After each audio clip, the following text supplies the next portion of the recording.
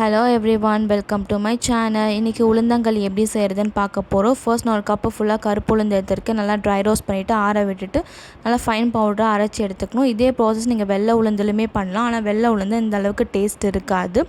கருப்பு உளுந்தில் வந்து ரொம்ப ஹெல்த் பெனிஃபிட்ஸும் ஜாஸ்தி. இது சின்ன குழந்தைலேருந்து பெரியவங்க வரைக்கும் எல்லாருமே சாப்பிடலாம்.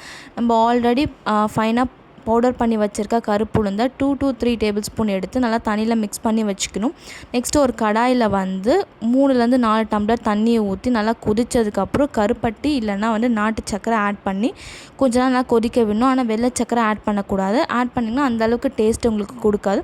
நல்லா கொதித்த பிறகு ஆல்ரெடி நம்ம மிக்ஸ் பண்ணி வச்சுருக்க கருப்பு உளுந்து எடுத்து கொஞ்சம் கொஞ்சமாக ஆட் பண்ணி நல்லா மிக்ஸ் பண்ணிக்கிட்டே இருக்கும். கைவிடாமல் கிளறிக்கிட்டே இருக்கணும்.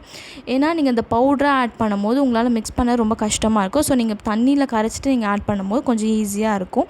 நல்லா கிளறிட்டே இருக்கும். நல்லா கட்டியாக வரும்போது 2 to 3 டேபிள் ஸ்பூன் வந்து நீங்கள் நெய் ஆட் பண்ணிக்கலாம், இல்லை நல்லெண்ணெயும் ஆட் பண்ணிக்கலாம். நல்லா கிளறிட்டே இருக்கலாம். நல்லா கிளறிட்டே இருக்கும்போது கட்டியாக வரும். நீங்கள் கட்டியாக அந்த ஸ்டேஜ்லேயும் எடுத்துக்கலாம், இல்லை கொஞ்சம் தனியாக இருக்கும் போது நீங்கள் எடுத்துக்கலாம்.